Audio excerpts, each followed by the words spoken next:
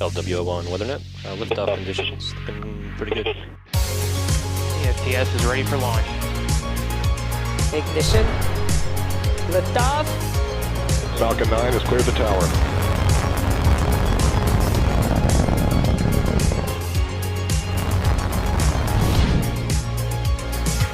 Ten, 9, 8, Side booster ignition. 6, 5, 4, 3, 2, 1.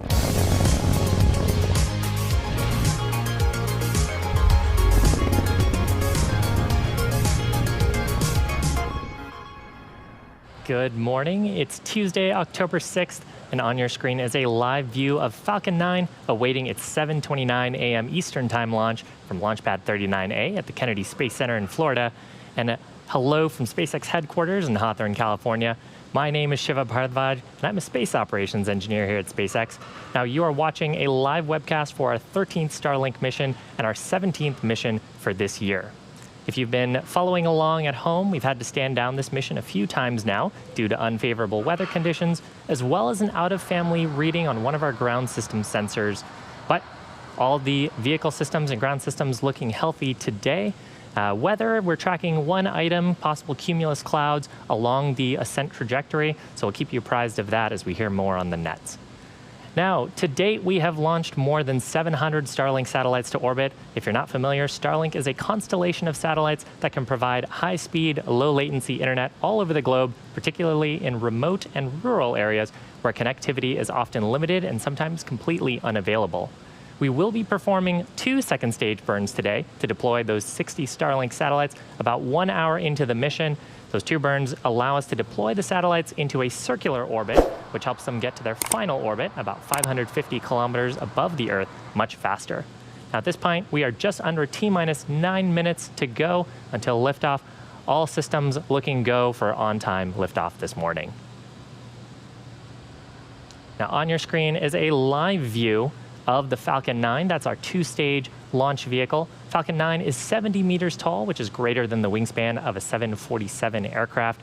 This particular booster flew for the first time in May, taking Bob and Doug safely to the International Space Station on their historic mission. It also flew again in July for the Anasis 2 mission for the Republic of Korea. And the bottom 2/3 of the vehicle that you can see covered in soot from its previous 2 flights, that's what we refer to as the first stage. Its job is to accelerate the vehicle through the Earth's atmosphere to space with the help of 9 Merlin engines that it has at its base. We will be attempting to recover this first stage for the 3rd time on our drone ship named, Of Course I Still Love You. You can see on your screen there, about 624 kilometers off the east coast of Florida. Now, our first stage is designed to be reflown 10 or more times with minimal refurbishment between flights. It'll actually be the 15th time this year that we're flying a flight-proven booster and the 43rd time that we're doing so to date. Atop the first stage is the black carbon fiber inner stage, and on top of that is Falcon 9's second stage. It has a single Merlin vacuum or MVAC engine, which is actually hidden from view inside that black inner stage. And once the first and second stages separate about 2.5 minutes into the mission, the Merlin vacuum will ignite to carry those 60 Starlink satellites onto a circular orbit around our planet. Falcon 9 has been loading propellants since the T-minus 35-minute mark. As a reminder, we use a rocket-grade form of kerosene called Rocket Propellant 1, or RP1, as the fuel, and superchilled liquid oxygen, or LOX, as our oxidizer to power Falcon 9. Currently, RP1 is fully loaded on both the first and second stage, liquid oxygen nearly fully loaded on both stages. LOX will be continued to be topped off right until the last 2 minutes before liftoff. Now, at the very top of the rocket is this nose cone structure. This is what we refer to as the satellite fairing, and inside that is a stack of 60 Starlink satellites. The fairing's job is to protect the satellites from aerothermal heating, aerodynamic loads, and contamination during the ascent portion of the mission. But once we get to the vacuum of space, we actually don't need it anymore. So we'll jettison those fairing halves as the second stage continues its journey to orbit. Now, one of the fairing halves is brand new, but the other previously supported 2 Starlink missions, one in May of 2019 and another in March of this year. And we will be attempting to recover both halves today using our recovery ships named Mystery and Mischief. Now, at this point, quick update on the weather.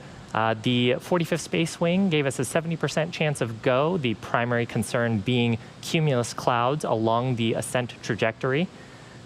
Still waiting to see if we will be go for launch at 7:29 Eastern Time, but from what I've heard, we are trending towards green for launch. Now, with that, vehicle, satellites, weather, and range looking good for an on-time launch. Weather, of course, with that watch item right until the final minutes before liftoff. Now, as many of you know, the Starlink team is well into the first phase of testing with our private beta program. During this time, the Starlink team has been collecting latency statistics and performing standard speed tests on the system. The initial results from these tests have actually been really promising, showing super low latency and download speeds in excess of 100 megabits per second. As we've mentioned previously, we are still in the beginning stages of building out our global satellite internet constellation, but the initial results do look promising, and we're looking forward to rolling out a public beta later on this year. Earlier this week, we also heard from emergency responders in Washington State who have been using Starlink for their purposes and to help bring the residents of Malden, Washington internet service as they rebuild their community following devastating wildfires that hit that area back in August. A representative from the Washington State Military Department said he's never worked any tactical satellite equipment that has been so quick to set up and anywhere near as reliable. And the way that these emergency responders deployed Starlink is actually representative of how it currently works best in remote and rural areas where internet connectivity is sometimes unavailable. As I mentioned, the network is still very much a work in progress, so if you'd like to help build it out, head on over to SpaceX.com and check out our careers page. And if you'd like to receive updates on Starlink news and service availability in your area, please go and visit us at starlink.com. Now, at this point, we are T-4 minutes from liftoff. Just heard on the nets that we are go on weather. Falcon 9 is moving into the final stages of countdown. Vehicle is looking healthy. At this point, the first and second stages have nearly 1 million pounds of that rocket-grade kerosene RP1 fuel on board and liquid oxygen. And the clouds that you're seeing there around the second stage is from actually that super chilled liquid oxygen. We do periodic vents. You actually just saw one there as we continue to top up those propellant tanks until the T-2 minute mark. And when that cold oxygen comes into contact with the moist Florida air, it actually causes water vapor to condense and form actual clouds around the vehicle. Now, we're expecting the first stage to finish up prop loading, so it'll close out LOX loading just under 10 seconds from now. And second stage will be shortly after at about T-2 minutes.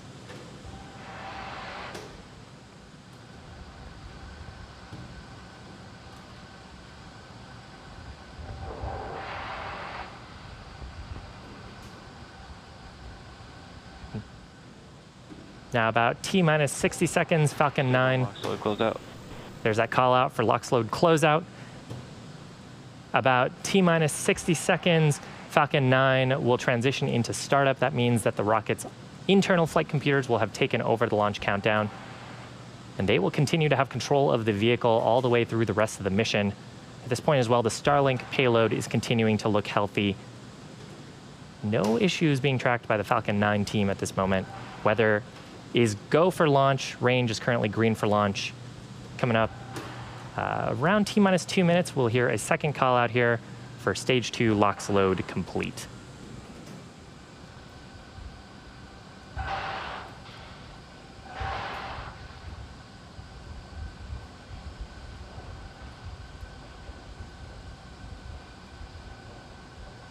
Stage 2 LOX load is closed out.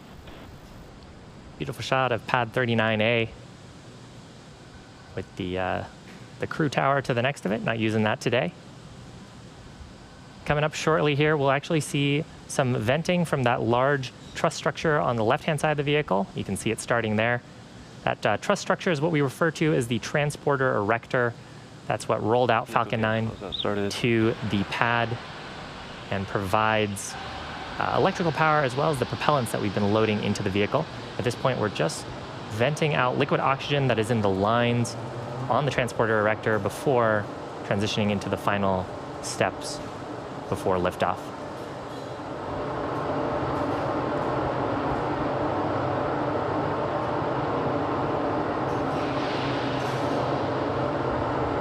Falcon 9 is in startup. So with that call out, Falcon 9 is now on autonomous internal control. Coming up, we'll hear from the launch director, see if they will give their final go for launch. LD is go for launch. So with that, Falcon 9 teams ready to go, vehicle ready to go, weather and range ready to support. Why don't we listen in to these final 30 seconds of terminal count. T-minus 30 seconds.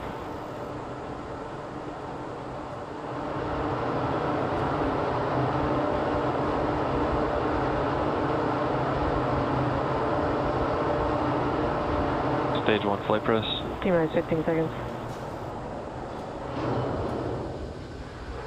10, 9, 8, 7, 6, 5, 4, 3, 2, 1, 0. Ignition. Liftoff.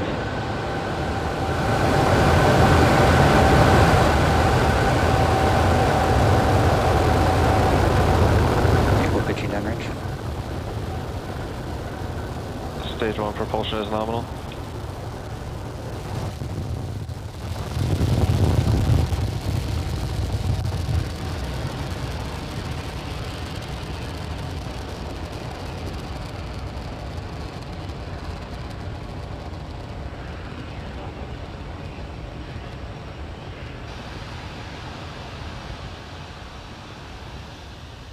T plus 40 seconds, Falcon 9 successfully lifting off from Launch Pad 39A at the Kennedy Space Center in Florida.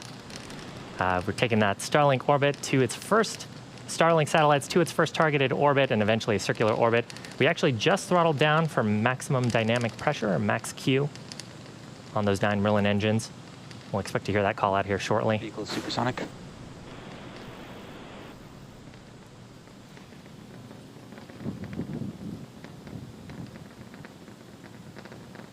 Max Q. So call out there for having gone through the point of maximum aerodynamic pressure. That's when the loads on the vehicle are the highest from the combination of our velocity, but increasing while the density of the atmosphere decreases. Now, coming up in just about a minute, we will have 3 events happening back to back. First will be main engine cutoff, or MECO. That's where we'll shut down those 9 Merlin engines. You can see the plume expanding from them on the back of the rocket here. That'll be in preparation for stage separation. Now, stage separation is where the first and second stages will separate. First stage will continue on a parabolic trajectory towards the drone ship, while the second stage continues on to the final event, or second engine start number 1. That's where that Merlin vacuum engine will ignite. And once it lights up, it'll propel the second stage along with Starlink satellites into orbit. Actually heard earlier that we've started chill in on the turbo pumps of the Merlin vacuum engine to get it ready for that full flow of propellant and oxidizer. So coming up just about 12 seconds from now, expect to see MECO, its main engine cutoff, then stage separation, and then at about T plus 2 minutes and 45 seconds, second engine start number 1.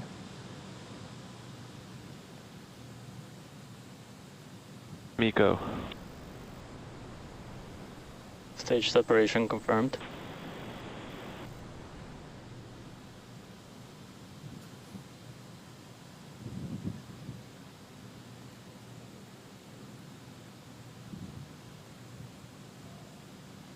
So there is successful stage separation and second engine start. You can see the grid fins deploying on the left-hand side of your screen. That's the first stage. On the right-hand side of your screen is the Merlin vacuum engine starting to glow brightly with the heat of that combustion reaction. First stage making its way back towards Acquisition of planet Earth. Coming up here, should be fairing deployment shortly. Separation confirmed. There's a call out on the nets and a beautiful shot of the Starlink satellites. You can see on the right-hand side there a little bit of planet Earth. And actually, you can see a fairing half there trailing away. Now, as a reminder, we will be attempting to recover both the fairing halves today on our recovery ships, Mystery and Mischief, that are also stationed in the Atlantic Ocean.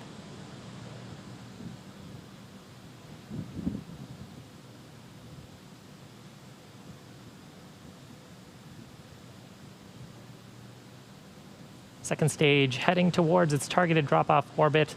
Now, while that's happening, the first stage is actually going to execute 2 burns to make its way back to Earth.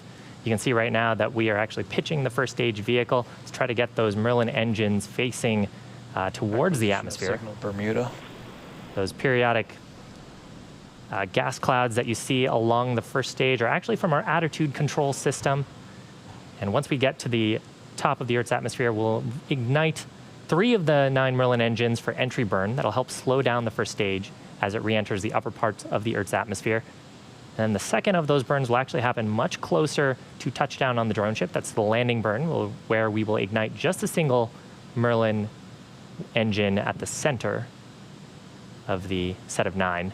And that'll slow down the vehicle rapidly before hopefully a soft touchdown on our drone ship. On the right-hand side of your screen, continuing to see the Merlin vacuum engine continuing to burn. This is a pretty long burn for the Merlin vacuum engine. This will be going until about T+8 minutes Second stage on and nominal 48 trajectory. seconds. Call out there from the navigation officer that the second stage is on a nominal trajectory at this point. So flying right down the middle of the bars. Cool shot from the interstage on the left-hand side of your screen. That's looking up at where the second stage previously was, looking out towards space, because those Merlin engines are pointed towards planet Earth.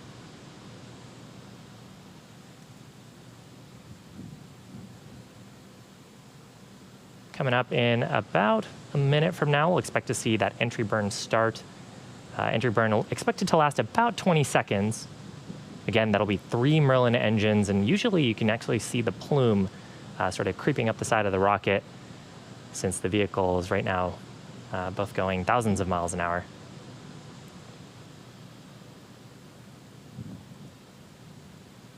At this point, the first stage has reached the highest point of its orbit, the apogee, so it is on the downhill portion of the of its trajectory. You can see Earth getting bigger and bigger. Stage 1 FTS is saved.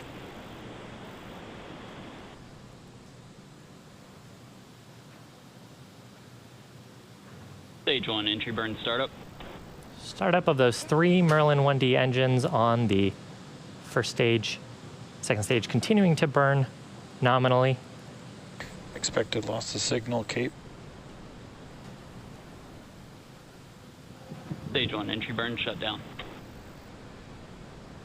So with that, we will continue on the first stage to apply some attitude control from those attitude control thrusters. And as the atmosphere gets thicker and thicker, the grid fins will actually start to gain most of the control authority. Second stage on nominal trajectory. And the grid fins will continue to fly Falcon 9 in, giving us aerodynamic control. Looks like we just lost the link as it re-enters there. Here's a shot of the drone ship. Again, that's 624 kilometers off the east coast of Florida, awaiting first stage for a landing attempt. Second stage continuing to look good. That glow that you see on the nozzle extension is normal. That's just from the heat of the combustion reaction radiating out to space through the nozzle. Now, part of the reason why the second stage has such a large nozzle is to try to get the most out of the propulsive gases that we're producing in the propulsion chamber. And so that allows the second stage to be a little more efficient in the vacuum of space. Coming up here, we expect to hear a call out for landing burn start on the first stage. That'll be just a single center Merlin engine. Landing burn startup. Shortly after, we'll expect to see landing leg deploy, and then hopefully a touchdown on the drone ship. Terminal guidance. Stage 1 landing leg deploy.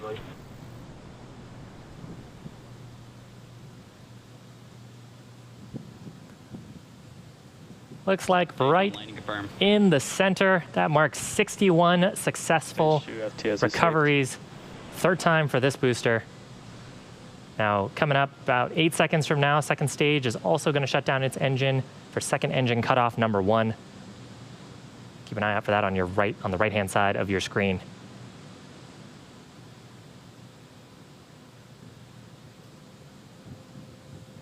Seco 1. and successful shutdown of the Merlin vacuum engine. Navigation officers will be assessing whether we have ended up in the right orbit. And most of the way up, we were right down the middle. Nominal orbit insertion. So good call out there. We're in the first of 2 planned orbits. Now, the second stage is going to coast in this orbit for about the next 30 minutes. We're actually going to take a break while it's doing that, but we'll leave you with an animation that shows exactly where the stage is in this coast phase. And we'll see you back here at T plus 42 minutes for reignition of the second stage's engine. See you back shortly.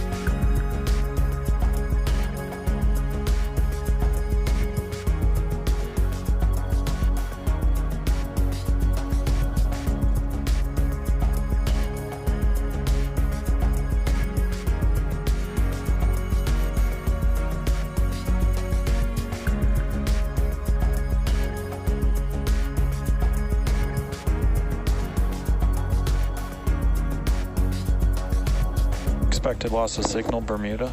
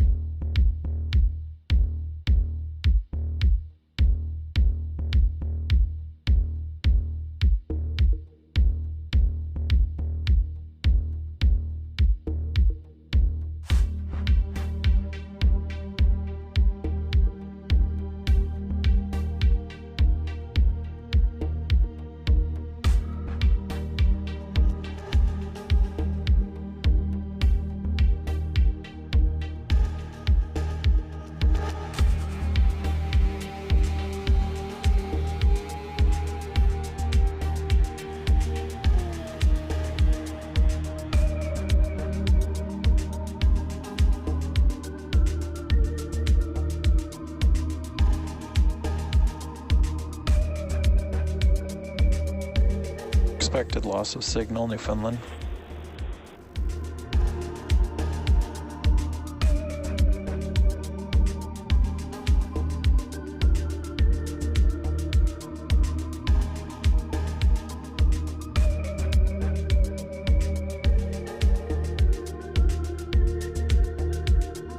Acquisition of signal, Goonhilly.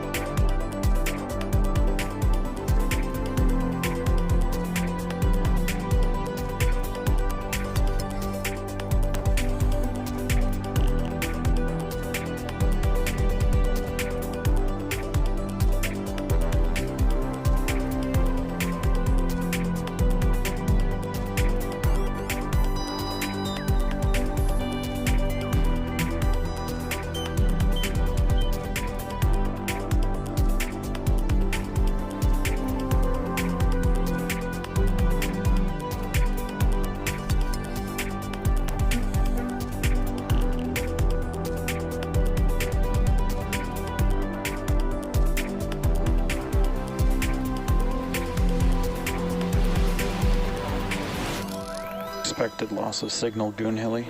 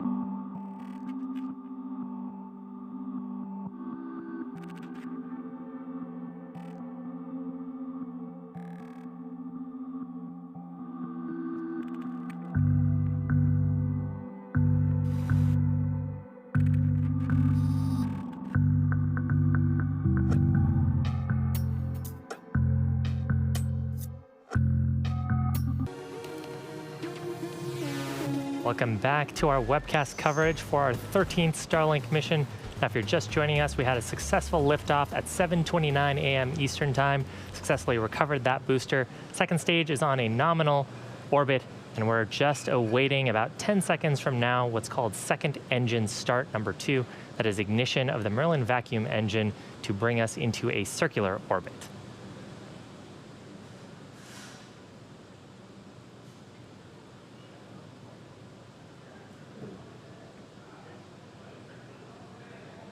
MVAC burn 2, and good shutdown.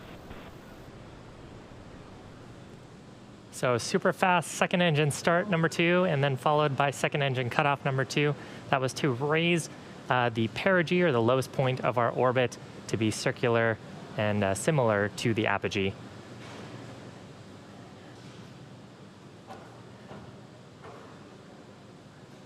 And we also, looking at the data, have confirmation of a good circular orbit. And we actually got some cool shots as well from recovery. This is a shot from our drone ship. Just read the instructions, and you can see on the horizon there, that is the first stage from today's mission on, of course, I Still Love You. Again, that's the third landing for that booster, 61st overall recovery. And we actually caught a fairing half today as well. That's the active fairing half, and this fairing half has flown 3 times, landed it right square in the middle of the net. We did have to abort the catch attempt on the passive half, but we're in the process of recovering that from the water on our other recovery vessel. So from here, second stage is going to continue in this orbit for about the next 16 minutes. During this time, it'll actually start to pick up a spin on its central axis. It'll start using its attitude control system to start a small rotation, and that's to give the Starlink satellites the momentum they need to space themselves after they do their deployment activities. That's expected to happen at about T+1 hour, or around 8:29 a.m. Eastern Time. So we'll see you back then.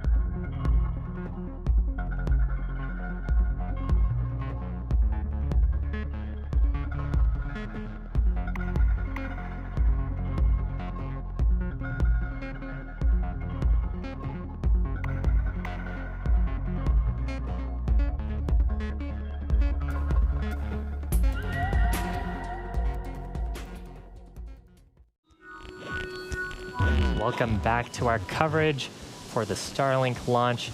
Now, if you're just joining us, we had successful ascent of the first stage at 7:29 a.m. Eastern Time. We recovered that first stage as well. Second stage is currently in a circular orbit around the planet, about 275 kilometers above the Earth's surface. And coming up next will be deployment of the 60 Starlink satellites. We actually just saw a shot of them earlier. Now, the second stage has picked up a slight spin. It picked that up from its attitude control systems. And that's to give the Starlink satellites enough momentum so they can space themselves out after deployment, which is expected just about 40 seconds from now. And you may have noticed it's a little bit dark. We're actually on the nighttime side of the planet. And a cool shot right now from a camera on the top of the second stage, looking up at the stack of 60 Starlink satellites. Starlink is part of our space-based internet constellation, and we're continuing to build up that network with today's launch. It's coming up about 10 seconds. Expect to see payload deployment.